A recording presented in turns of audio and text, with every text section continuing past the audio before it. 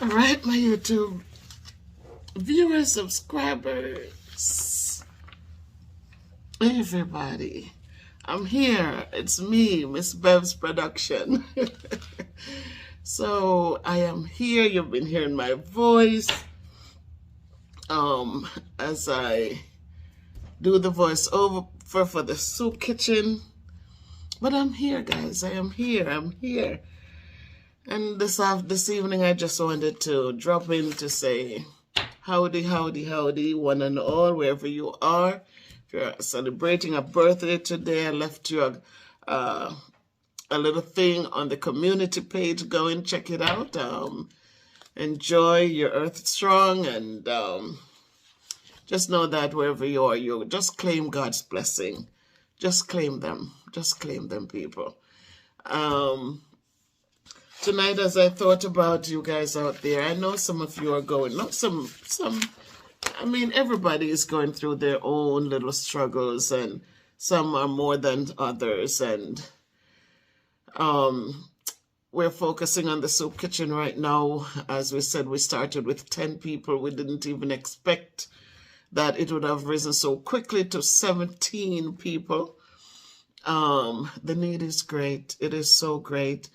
And so tonight I want to first just give us a moment of something to think about when the times are rough. Cost of living is getting so ridiculously high. Our paychecks are not going up, but everything else is going up. All the things that we need to survive, not the wants, but all the things that we need to live a decent life, to survive, to just go on and to encourage, to help our children. You know how it is out there. I see it. I'm a teacher. I'm in the classrooms. I see the struggles. And so for me, whose children are already grown, and those who are having kids, my son, thank God they can afford it, you know. But you see the need of young parents as they're struggling to meet the demands so that their children can feel comfortable. But even though the times are rough, guys, and you're going through a lot, just remember not to quit. It says, don't you quit. When things go wrong, as they sometimes will, when the road you're trudging seems all uphill, when the funds are low and the debts are high, and you want to smile, but you have to sigh. When care is pressing you down a bit, rest if you must, but please, don't you quit. Life is queer with its twists and turns, as every one of us sometimes learn. And many a failure turns about when he might have won had he stuck it out. Don't give up, though the pace seems slow. You may succeed with just another blow. He says, success is failure turned inside out. The silver tint of the clouds of doubt. And you never can tell how close you are. It may be near when it seems so far. So stick to the fight when your heart is hit. It's when things seem worse that you must not quit. So don't quit, my people. Don't quit. Don't you give up. Things seem hard, but you know what? Just keep going. Some of you I'm not seeing. Jet, I haven't seen you in a while. I know that you're struggling health-wise, but I'm hoping that the reason we're not seeing you is because you're getting care, and I just wish you all the best wherever you are.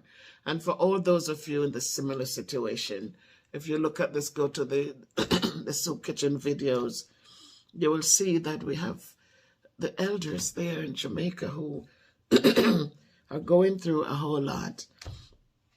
A lot of struggles, a lot of support needed, I'm just kind of pleading to those with children, that children, remember, it doesn't matter how harsh your parents were. It doesn't matter if they didn't give you things that would have made your life different. A lot of them, they went through enough of their own. And so we have to learn to get to that point of forgiveness. We have to get to that point. I was raised with a grandmother. I sometimes used to question my mother. Why did you leave me in that place? Look how far it was from not even the main road, but the parochial road. Just to get from in there, down the hill, up the hill, through those bushes to get to the main road. Why did you leave me? When you brought my dad there, I would ask her, you know they couldn't walk side by side to bring the coffin in that place. You know that they had to walk one in front of the other with the coffin on their shoulder just so they could have gotten him to be buried. But why did you leave me there? But people, let me tell you something. I had the questions, but I thank God, you know, when I know that as my mom got older and when she came to this country, she gave us the opportunity to come here. And because we came here and we had the foundation we could have built, we could have created, and so we're where we are today. So we must find, and I thank her so often. I said, you could have left us in Jamaica. We were adults. When you filed for us, I came here when I was 23. You could have left us there, but you gave us the opportunity. And for that, I keep saying, thank you. Because I know if I was living in Jamaica, if I didn't get the chance to come here, my life wouldn't have turned out the way it did. I know that. I tried to look and to see how it could have, but it wouldn't have. And I say, God put us where He wants us to put, what He wants us to be. And He gives us what He wants us to have. So I'm saying to us as children, don't let your parents beg bread. If you're here, you've passed the worst, it means they've done something for you. So don't hold it against them and leave them to rot, leave them to suffer. Don't do that. Find a way to forgive. Get in there and help them the way you can. So 2 of the clients needed to see the doctor. And as we said, and you know, I posted a video with Beth Brown.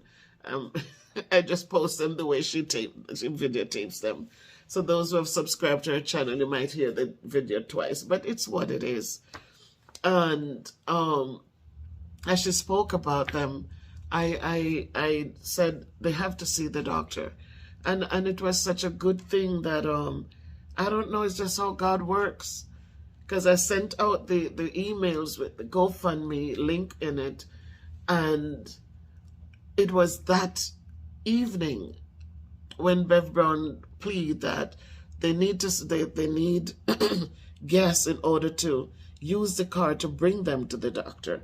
That when I looked, I saw notification come in and from the GoFundMe, and it just, when I checked, it was my son who donated $50. From my personal account, I just right away just sent it right to them, so they were able to buy more than enough gas to put in the car. And then I suggested to take both of them, so both of them got to go down and see a doctor. Thanks to Bev Brown and all that she's doing down there. Thank you, IHS Ministries, Miss Dawkins. Thank you both for just getting things done and just trying to put things in place. And now I want to say thanks to all of you who have donated to the GoFundMe. And if you notice that the funds are not only replenishing the kitchen, but it's also making sure that those who have more needs than just a meal, that they're getting the support they need. So thanks to all of you. And again, I want to say, I wrote them all down, guys, so I'm keeping track of all of you who have donated. I'm keeping track of it. So the names are there and the amount that has been donated. So far, we have collected $260 for the soup kitchen, and we'll continue because people are still, um, I have my sister who she's this is like a project for her. She's taking it on and just encouraging people to donate. And I know the struggles are real. It's not only, you know, for those people in Jamaica. The struggles are real for everyone. So those of you who have not been able to donate, we still love you and appreciate you because you're liking the videos, you're watching the videos. That's a huge donation in itself. What I get from YouTube, I donate it to my students, and what I get from the GoFundMe, I send it straight down to support the kitchen. I must say that next Friday, on that weekend, I am packing a barrel to ship down with some well-needed things. People are saying, send the money, send the money. No, there's a reason I'm not sending the money, because I have things. I have a huge pot that I've had here. I had 3 of them. I sent 2 home to support one person who I used to support a lot. I sent 1 of the big pots because they were supposed to start a soup kitchen, so they have 1 of the big pots for that. And I sent 1 to my sister, so she's raising chickens. So I have 1 left. I had bought 3 of them, and I had them in the basement. They're not being used, so I'm sending this one to Bev Brown also. It's a good pot for a good pot of soup, and just for a good pot of something to feed a lot of people. So I'm sending it to her just in case we get to the 20, because I'm kind of feeling that we're going to get to 20 who needs to be fed and taken care of. But we're not going overboard, because we want to make sure that the amount we get, it's doable. It's a big lift for Bev Brown and Miss Dawkins. Even though they're driving, we got the car to borrow and we put the gas in it. But it's still, some of them, even with the car, they live away at far distance in to where the car cannot get to. So it has its ups and downs. I feel bad sometimes because I know they're tired.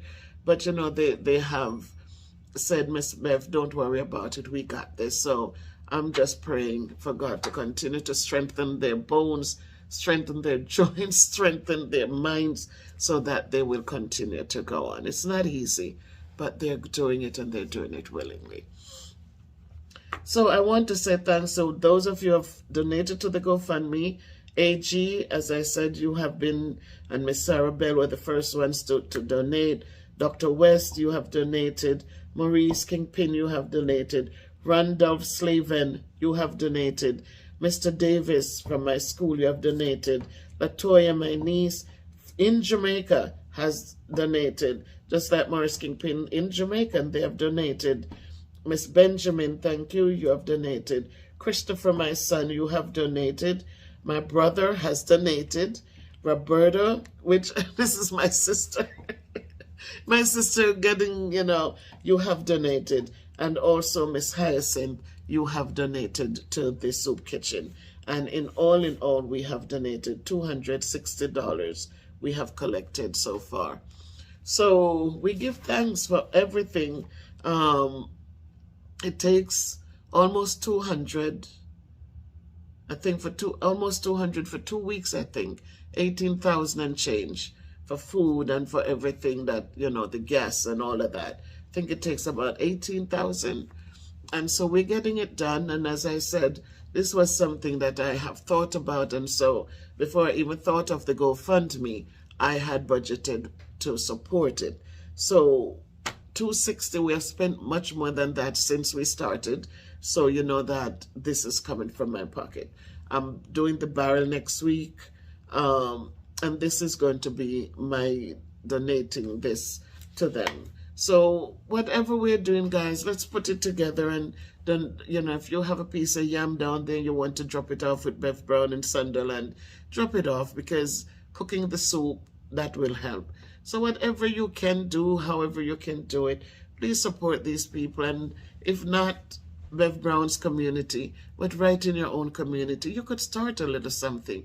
When you make your meals in the evenings, cook a little extra and hand out even a plate or two to 2 needy persons. you get the little containers and you can give them that break, because I know it's not easy, and I know many are going to bed without dinner. So I'm just playing, guys. I'm just playing because if I wasn't teaching right now, my thing would have been to get out there and even if I couldn't walk the long distances anymore to get to these people, even if they have to come and I make a meal and they come and enjoy it, I would want to do that. Because I know that when you're hungry and to go to bed with hunger pains, I've never felt hunger in the sense that I didn't have what to eat. But I can just imagine it's never a good thing. So to all of you who have supported, please continue to subscribe. Share the videos, people. Share the videos so we can get more people coming in. Share the videos. Like the videos. And leave your comments because I do respond to your comments. So please feel lifted. Before I go, before I sign off, I'm going to say to us that I said a prayer of healing for you today. It says, I said a prayer of healing for you, body, mind, and soul, that God would bring you comfort to restore and make you whole, each and every one of you. I prayed you'd be surrounded by His awesome love and healing, dispelling all anxiety or pain you might be feeling. Finally, I prayed you'd be uplifted by His grace and feel yourself enfolded in the peace of His embrace. Please feel lifted up. Please reach out and make Him your friend today. He is there to guide. He's there to love. He's there to give us hope. So please reach out and find His ever-waiting hand, always waiting to reach down. So as you continue on the journey, my people, continue to move, continue to dance, continue to feel uplifted, continue to be thankful, because when you start your day with a thankful heart, it just seems like the stresses are less, because there's so much to be thankful for. There's so much that it takes away some of that need to feel depressed because of what you don't have. So let us continue to be thankful. Let us continue to be kind. Let us continue to work with your diet so that we can be better, become stronger and better as we lose 1 pound at a time. Remember, don't starve yourselves. Know that you must eat, but it's just the portions, and it's just understanding what salt does and what sugar does. We need them in our bodies, but we don't need them in abundance. So please remember that as you continue to dance, as you continue to walk, as you continue to do the things you need to do so you can just feel good again. If you can't be good, be careful, but walk good, do good, live good, because it's a good thing.